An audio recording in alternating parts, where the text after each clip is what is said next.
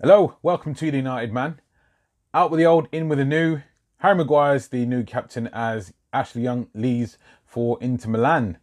We've got to go through quite a bit today. Let's get into it. As always, thank you very much for joining me. If you're new to the channel, get subscribing if you want to stay in tune with everything Manchester United, all the latest news, views, opinions and reactions. Okay, let's do it.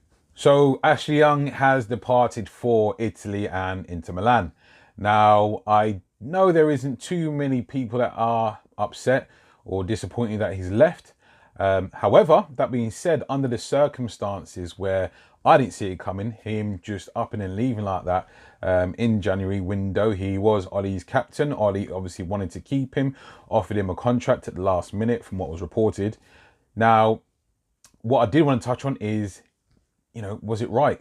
Did he, did he deserve a bit more respect? I don't know. Let me know in the comments below and we'll get into that one. Now, as a direct result of Ashley Young moving on, Harry Maguire is Manchester United's new club captain. Now, we've been crying out for a leader for quite some time, a natural born leader. And does Maguire fit that mould? Is he going to be an inspiration or a leader on the pitch in terms of how he performs? Is he going to be that vocal leader? Now, there's been an interview with Harry Maguire since he's been made Manchester United club captain. He's saying that he is very vocal on the pitch. He said he demands high standards from the lads. So, he's saying all the right things. Now, for me, you do need someone that plays consistently at a certain level. We're not talking 8s and 9s every single week. We're talking about 7s, 8s consistently. Obviously with the potential to go, into 9s. But as a centre-back, unless he's scoring from corners or free kicks, he's probably not going to be in the 9s and 10s unless we're under supreme pressure in certain games. And he's, getting in on the score sheet a couple of times. Again, with Harry Maguire, let me know your thoughts in the comments as well. Now, I feel, in terms of who we had available, Harry Maguire is probably the obvious choice and the best choice. I'd like to say there was more competition for the direct position of club captain, but unfortunately we don't have too many leaders in the squad, which is, I suppose, evident on the pitch as well most of the time. That being said, I do believe that Maguire suits that role. It doesn't surprise me at all that he's come in and been made club captain after only 6 months at the club. So, fair play to him, I'd say. He's deserved it, for want of a better word. Now, I was doing a stream with my guy Red Devil Studio and Draco Evolve yesterday, and we one of the comments on that stream was positions needed. So I kind of wanted to touch on that subject today as well, and the positions that you guys feel that we need. I believe that we're in need of a specialist defender in terms of ball winner, aerial presence, speed, preferably all three. But we need someone to complement Harry Maguire. I don't feel like Victor Lindelof is that guy. Now, he's been tried and tested. He done well last season, but this season he's just not shown. So I believe that we need a new centre-back. Also, CDM, central defensive midfielder. I think we need someone that can sit in that hole. Matic has done okay since he's come back, but not really affected the game in any one way or the other. He's just been in there, been in the right place at the right time on occasions. But when he's had to use or show some athleticism, he's been lacking because he doesn't have any anymore. So I feel like we need CDM, definitely. With rumours of Bruno Fernandes imminent. Paul Pogba set to leave in the summer, possibly.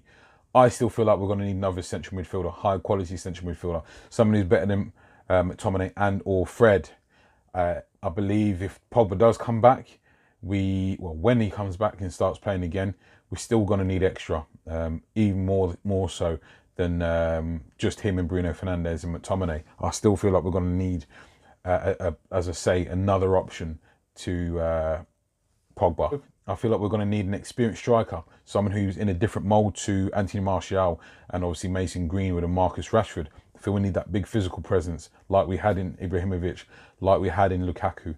Now, just as an option for a plan B or a plan C. At the moment, it's plan A. If plan A doesn't work, we're scuppered basically. So we do need a different type of striker available to us so we can play in different ways essentially. As we currently sit here in January, we still haven't made any signings, unfortunately. So that's a telltale sign of incompetence still on Woodward's part and lack of understanding of urgency to really give us the opportunity to go make a run for the remainder of the season. But as we stand, we don't have any signings in January.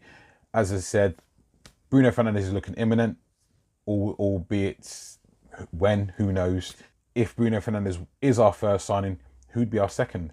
I really don't know. I know there's names who I'd like to see as our second signing. There's been rumoured that we've been linked, well, we're linked or in for Babakari Soumare, but there was a whole host of people linked to before. Now it's just apparently ourselves and Chelsea.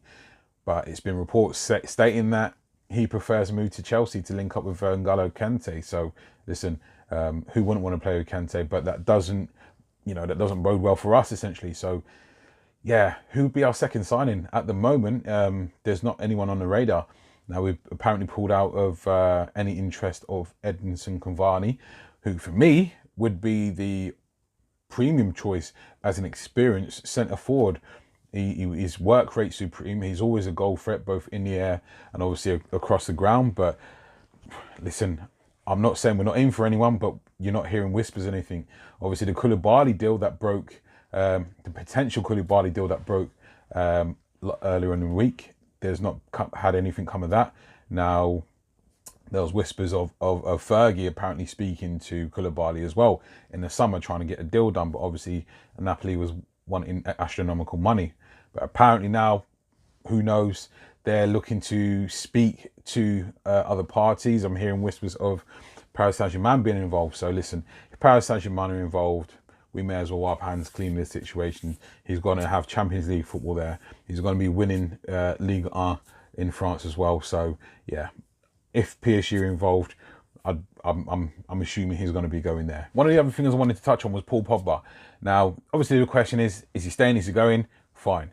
But if we're in for the likes of Babakari Soumare, then for me, obviously he's a French national as well. He's going to have links or at least a way of getting in communication with him. And if Paul Pogba was still invested in Manchester United long term, then for me, he'd be involved in this deal, possibly not obviously directly through Woodward and all them guys, but, you know, indirectly in terms of direct messaging or a direct telephone call to Soumare saying, look, come and play with me here. You know, this is what we're doing. This is what we've got. This is how far we're going to go.